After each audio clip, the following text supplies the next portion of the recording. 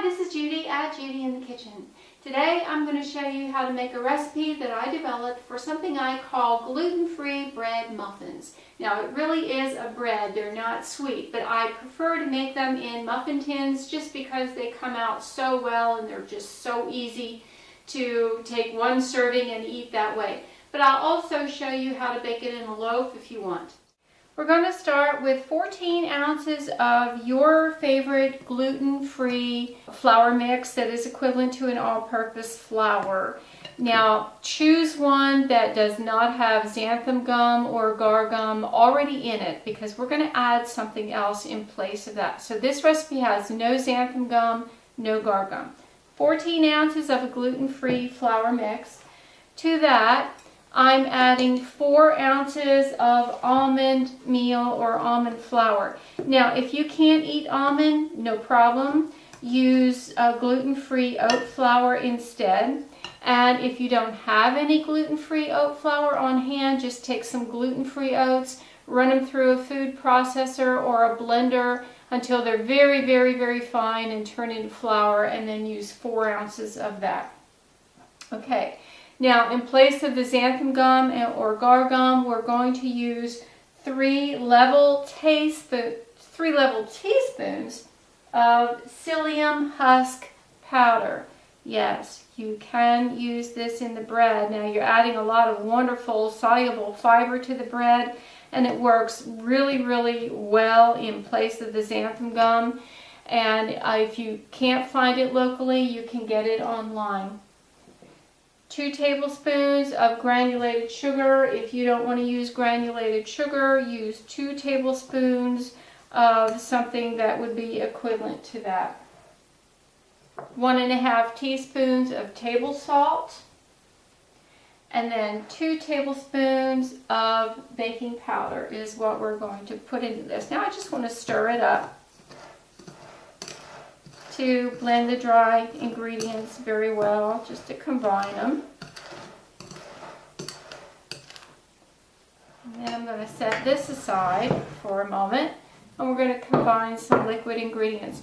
Now, I have a mixture here of 1 cup of water plus 1 cup of almond milk. Again, if you can't have nuts, use whatever milk you prefer. Rice milk would work just fine. If you want to use cow's milk, use cow's milk. Again, that's 1 cup of milk of your choice with 1 cup of water. And then we're going to add into that 2 large eggs, slightly beaten, 2 tablespoons of extra virgin olive oil, or whatever vegetable oil you have on hand that you prefer to use would work just as fine. And 1 teaspoon of apple cider vinegar, believe it or not. And now I'm just going to kind of stir this up. My liquid ingredients, stir that up and add it to the dry. And I'm just going to stir it up until it's well combined. And then I'm going to portion it out into a 12-cup muffin tin, and this is just a standard size muffin tin that I have lightly sprayed with nonstick spray. You can oil it any way you want. Use a nonstick spray. You can use oil, you can grease it up however you want to do. Should work just fine. Notice I have not preheated the oven yet. I am not going to preheat the oven until I get all of this batter into that muffin tin. And then I'm going to turn the oven on to 350, and I'm going to allow the batter to sit in the muffin tin until the oven is preheated. When you're baking gluten-free baked goods, it really is important to allow the batter to sit for a little bit, to allow the flour and that psyllium husk powder to absorb some of the liquid. Now, if you are going to bake this in a loaf pan, which I have done, I have an 8x4 loaf pan, and now it looks like an awful lot of batter to fit in that loaf pan, but trust me, it works. And it's going to come very high on the loaf pan, but it will not bubble over. And if you don't trust me and you're really not sure, put an aluminum foil collar around the pan.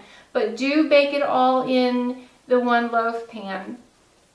If you don't have an 8x4, you can put this in a 9x5, and then it won't come up quite as high, and it will work just as well.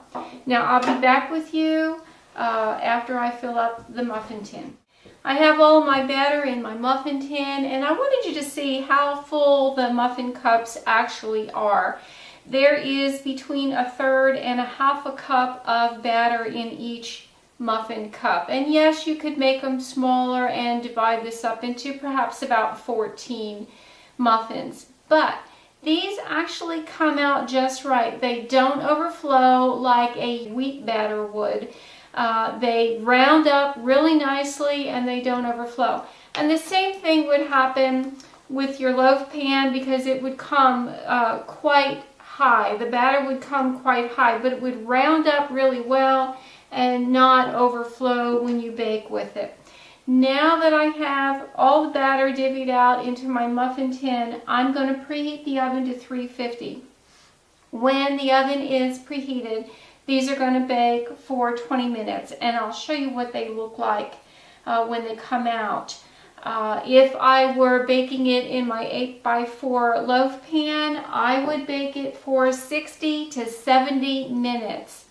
Now, one hint that's very important when you're baking with this particular recipe: the toothpick test is not going to be reliable enough for you. When the toothpick comes out clean, they're still going to need to bake more. They're actually baked at that point, but if you take them out, they're going to be very gummy. You want them to dry out a little bit more in the oven. And so with your loaf in particular, if you use the toothpick test, you might take it out after 45 minutes. But that loaf is going to be almost too moist. It's going to be very gummy. And so if you allow it to bake longer, till 60 to 70 minutes, it's going to come out more like you expect it. I'll show you what these look like after they've baked. Here are the finished muffins. Aren't they beautiful? And it smells so good in here. They bake right at 20 minutes. They are done. You can see they don't brown like a typical wheat muffin would. So you have to do a little experimenting if you're going to use a different size pan or something like that. Don't always trust the toothpick test on this one, because they need to bake a little longer than that. So 20 minutes is ideal for the muffins in a regular size tin. If you've gone gluten-free for whatever reason, let me encourage you to try this recipe. They are good, they are easy to make, and they just might give you another recipe to have in your arsenal of food options. This is Judy at Judi in the Kitchen. Have a great day.